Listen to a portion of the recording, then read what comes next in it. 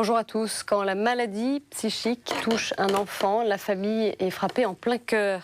Parents, frères et sœurs sont démunis. Colère, culpabilité, ambivalence face aux malades. Chacun est assailli par des sentiments extrêmes qui peuvent fragiliser l'équilibre familial.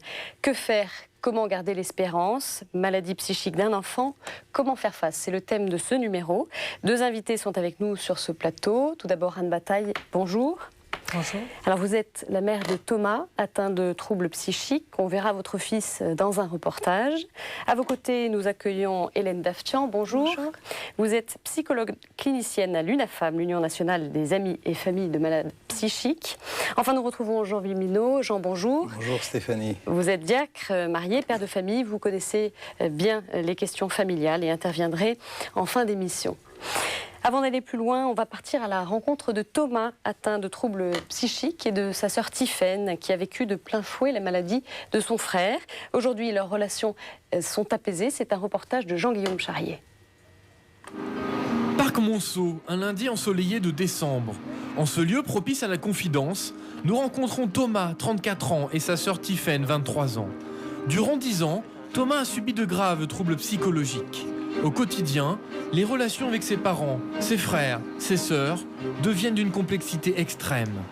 On était des étrangers les uns pour les autres et c'est vrai, comme dit Tiffaine, c'était mon monde. J'avais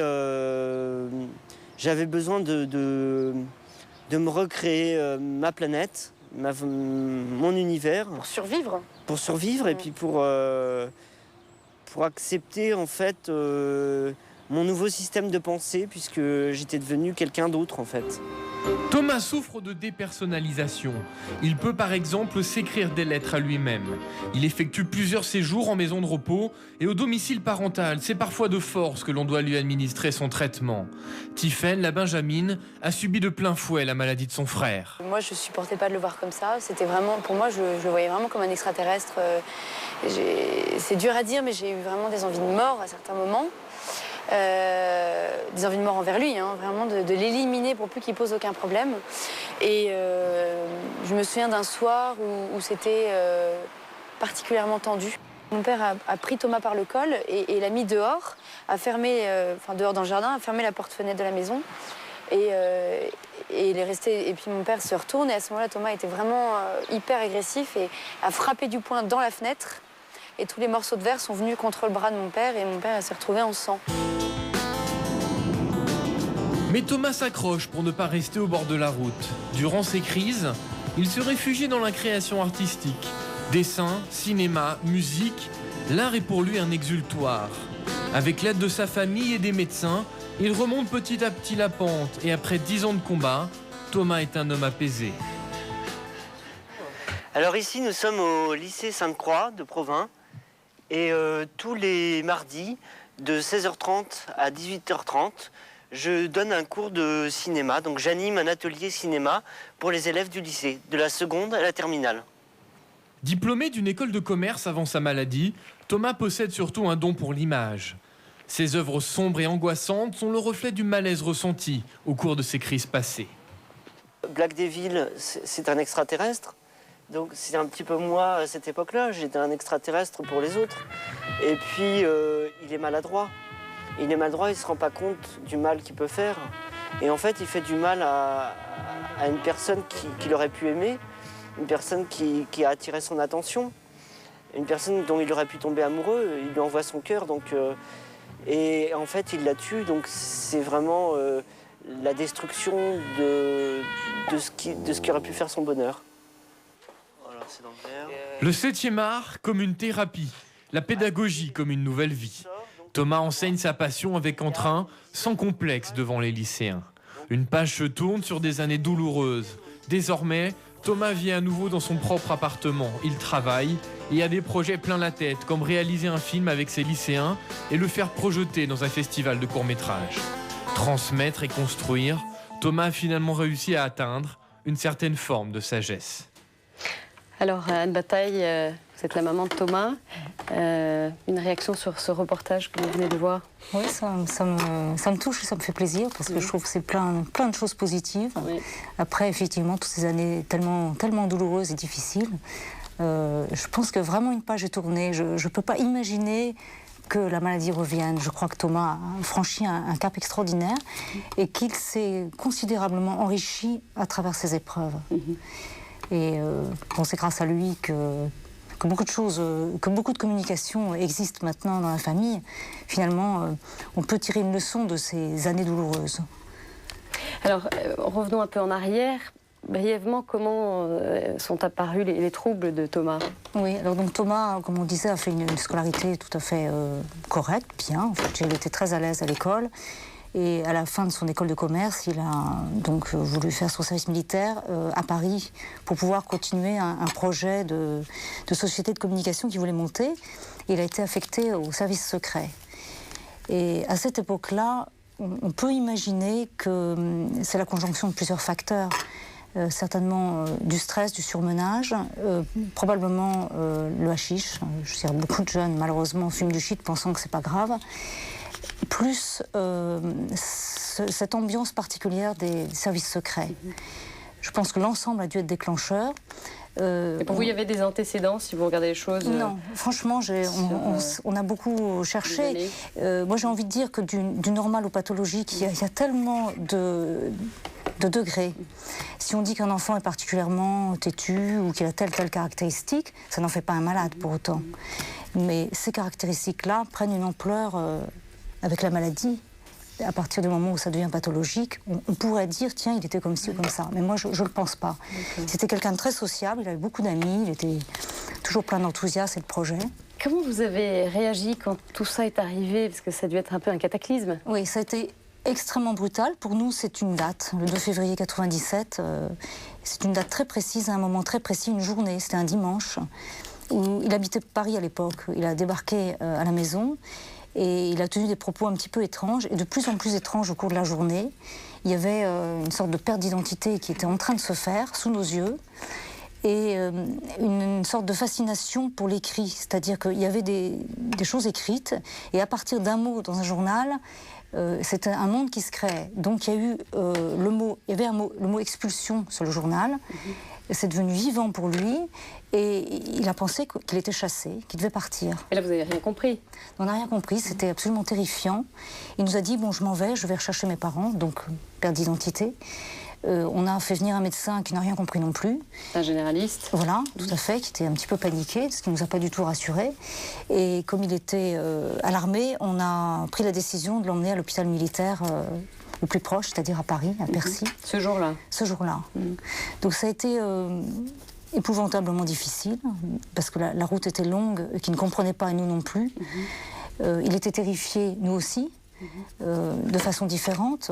Il pensait qu'on allait, j'imagine, enfin je ne voudrais pas parler pour lui, mais d'après ce qu'il disait, qu'on allait le supprimer ou le faire disparaître. Et nous, on pensait qu'il n'y avait pas d'autre possibilité pour le sauver. Donc ça a été très très dur. Et ces hospitalisations forcées se sont reproduites à plusieurs reprises et ce sont des moments effroyables. Effroyables parce que on avait le sentiment d'agir contre sa volonté, donc de le rendre... C'est vous qui preniez l'initiative. Voilà. Avec une incompréhension totale de sa part, ce qui est normal, parce que il ne voyait pas pourquoi. Il pensait que c'était pire que tout, qu'on lui fiche la paix, c'était tout ce qu'il demandait. Voilà. Hélène Daftian, alors, ces familles qui sont touchées en plein cœur, qu'est-ce qu'elles éprouvent de manière générale? Vous qui en accompagnez au travers de l'UNAFAM, quels sont les sentiments, les réactions par rapport à tout ça? Quand on parle du début de la maladie. Hein. Oui, je pense qu'au début de la maladie, d'ailleurs c'est très net dans le reportage, c'est faire face à l'étrangeté. Voilà, elle le dit très bien, Tiffany. Elle avait des envies de meurtre. Alors c'est des choses que vous entendez ça régulièrement ? Elle dit que son frère était comme un extraterrestre pour elle, donc quelqu'un de connu, quelqu'un avec qui on avait des relations, en tout cas assez prévisibles, tout d'un coup devient étrange, devient imprévisible. On peut avoir des sentiments extrêmes. Oui, oui, parce que la situation est extrême. Et je trouve que c'est assez courageux de sa part de nommer les choses comme ça, parce que dans les groupes que j'anime, ce sont des choses que l'on entend. Hein. Alors, bien sûr, entre l'évoquer c'est parfois quelque chose qui est important à pouvoir poser quelque part, ces idées-là, et se rendre compte que ce n'est pas parce qu'on a des sentiments extrêmes que l'on devient soi-même quelqu'un d'extrême. Il faut les traverser, ce sont des phases, des étapes normales. Parce que pour les jeunes frères et sœurs, et je pense que Tiffaine a vécu cette expérience en étant jeune. Elle avait 13 ans. Oui, donc très, très souvent les frères et sœurs ont une espèce de, je dirais, de fantasme de contagion. C'est est-ce que je ne vais pas devenir comme ça moi aussi? Est-ce que je ne le suis pas à mon insu? Est-ce que je ne vais pas transmettre ça à mes enfants le jour où j'en aurai? Donc il y a toutes ces questions. Et Tiffaine a réagi de cette façon-là? Elle a eu peur que ça la touche aussi? Tiffaine, oui, et puis c'est son autre sœur, Marie. Qui n'habitait plus chez vous à ce Colin et moment-là. Marie sont plus âgés et n'habitaient plus à la maison, mais ont évoqué cette crainte de la contamination, je dirais même, pour Colin, il pensait presque être pareil. C'était très difficile. Et puis Marie a eu des enfants, il a eu très peur aussi. Alors, Tiffaine était donc la seule à vivre à la maison avec Thomas. Elle était jeune, elle avait 13 ans. Comment est-ce que vous avez réagi, parlé de Thomas avec elle? Qu'est-ce que vous avez fait vis-à-vis d'elle? C'était pas... C'est difficile d'en parler parce qu'on Ça était s'étale tellement... sur de la durée aussi. Voilà, tout à fait sur la durée, parce que dans les moments les pires, on est tellement pris par le problème que c'est difficile de s'occuper effectivement des autres. Bien sûr. On est dans l'incompréhension, dans l'isolement, la solitude, la suspicion des autres autour, la peur de dire, la peur de montrer. C'est difficile dans ces moments-là de prendre du temps pour les autres frères et sœurs.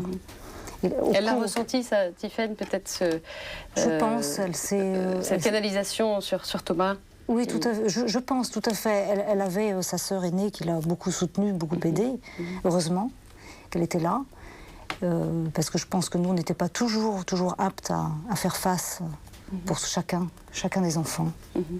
Hélène Daftian, justement, comment les frères et sœurs vivent ce choc? Je pense que ce que dit Tiffaine est très symbolique de ce que j'entends dans les réunions de frères et sœurs. Parce que c'est différent de ce qui se passe au niveau des parents. Les parents ont quand même le rôle d'éducateurs, ils sont responsables, ils prennent des initiatives d'urgence comme vous, en hospitalisant, etc. Mais les frères et sœurs subissent encore plus ce qui se passe. C'est-à-dire, je pense que les parents ont la barrière générationnelle ils ne se posent pas de questions sur leur propre santé mentale, ou en tout cas pas dans les mêmes termes que les frères et sœurs. Je crois que les frères et sœurs, c'est vraiment une histoire de génération, et c'est pourquoi lui et pas moi, pourquoi lui aujourd'hui et pas moi demain. Voilà, c'est ces questions-là qui habitent les frères et sœurs. Il y a vraiment plus d'identification pour eux. Oui. Alors comment vous les accompagnez, ces frères et sœurs? Alors, on a beaucoup travaillé, j'ai toujours travaillé avec eux et pas sur eux, parce que ce ne sont pas des sujets d'études. Et je pense qu'il ne faut pas les voir comme des personnes à risque, parce que ça, ce serait les fragiliser davantage que d'avoir ce regard-là sur eux. Même si on évoque de temps en temps les causes génétiques, mais on ne peut pas ne pas être fragile quand on vit une situation aussi extrême. Voilà. On ne peut pas ne pas être fragilisé par ça, et je dirais c'est même sain de réagir. On prend l'avion avec quelqu'un qui est angoissé, on finit par ressentir de l'angoisse. On vit avec une personne qui est pétrie d'angoisse, on ne peut pas ne pas soi-même avoir des retentissements de ça. Et on peut dépasser ces sentiments. De quelle façon est-ce qu'on fait peut-être progressivement un deuil?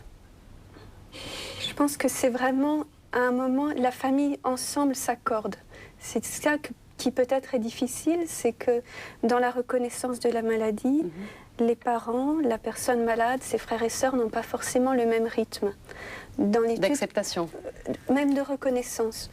Dans l'étude que j'ai menée auprès de 600 frères et sœurs de malades, je me suis rendu compte, enfin les chiffres le disent, 75% d'entre eux disent qu'ils ont su avant leurs parents.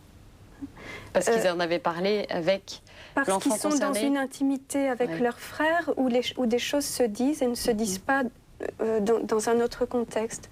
Donc je pense que ce qui est compliqué pour eux, c'est d'avoir une certaine lucidité avant que ça puisse vraiment se poser en famille.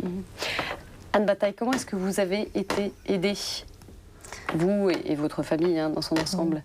Déjà, nous avons la chance d'avoir une famille au sens large, les frères et sœurs de mon mari et ma famille, tout à fait aidante et pas rejetante. Et les grands-parents beaucoup accompagnés, même Thomas. Donc ça, c'est très précieux. Des amis proches aussi. Mais c'est vrai que le reste du monde est très rejetant. C'est très, très difficile. Et quant au monde psychiatrique, il y a je vais me retenir, aussi. Mais il y a vraiment des choses terribles, terribles. On a eu la chance extraordinaire de rencontrer une psychiatre remarquable qui s'appelle le docteur Perrault, qui tout de suite nous a entendus, nous et Thomas. D'ailleurs, tout au long de ces 10 années, un peu plus, elle est toujours présente. Et elle l'a toujours été, allant jusqu'à se déplacer chez nous, essayer de voir Thomas quand il était enfermé. Donc vraiment une personne remarquable. Mais c'est rare, extrêmement rare.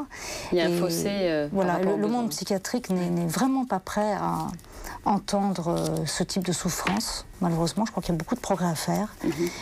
Et puis, il reflète, je dirais, l'opinion générale de la peur de la maladie psychique. Quand une personne est blessée physiquement ou a une maladie, tout est mis en œuvre pour l'aider, sur le plan physique et sur le plan psychologique, quand l'atteinte est forte. Ce serait presque l'opposé pour une maladie psychique. C'est la fuite. Comment vous l'expliquez, ça, Hélène Naftian ? C'est une souffrance qui ne provoque pas de compassion. C'est une souffrance qui provoque de la peur chez l'autre ou qui provoque des critiques. Et pourquoi il n'y a pas de compassion pour ces souffrances-là ?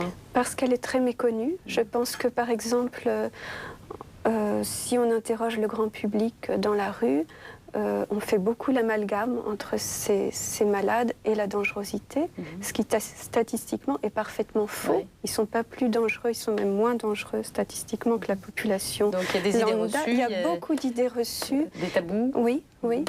Et je pense que c'est assez terrible de souffrir à ce point et de ne recueillir que dans le regard de l'autre de la peur. Alors que je pense que ce sont des personnes qui ont besoin qu'on vienne entendre leur souffrance et on voit bien dans l'histoire de Thomas que quand cette souffrance est entendue, accompagnée, et parce qu'il y a des familles où tout le monde part, il faut aussi reconnaître, quand on fait créer vraiment un clash familial. Voilà, et on voit quand même que ça peut aller mieux quand on s'unit autour de ce qui se passe là.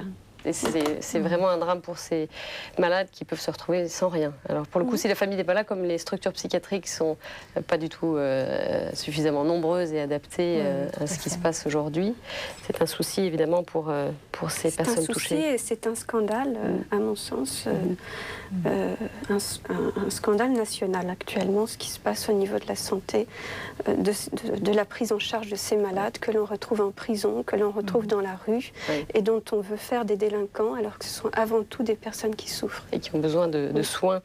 Anne Bataille, alors vous en êtes où aujourd'hui avec Thomas dans vos relations 10 ans plus tard? C'est extraordinaire, je n'ai pas d'autres termes, parce que, comme je le disais, Thomas s'est enrichi d'une délicatesse, je sais pas, je crois qu'il a développé sa sensibilité dans tout ce qu'il y a de meilleur. Et aujourd'hui, il vous a aussi peut-être ouvert sur des choses. Oui, tout à fait. Je crois qu'on a beaucoup à apprendre de lui aussi, réciproquement.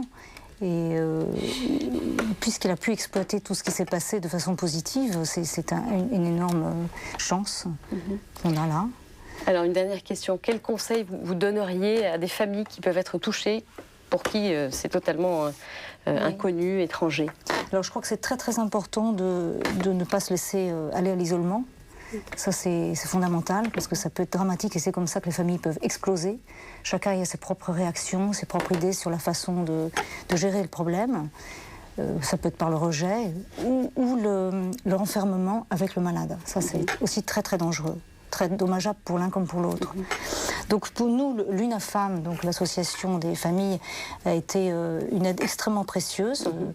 Nous nous sommes investis au niveau du bureau, parce que c'était une façon aussi de réparer en aidant.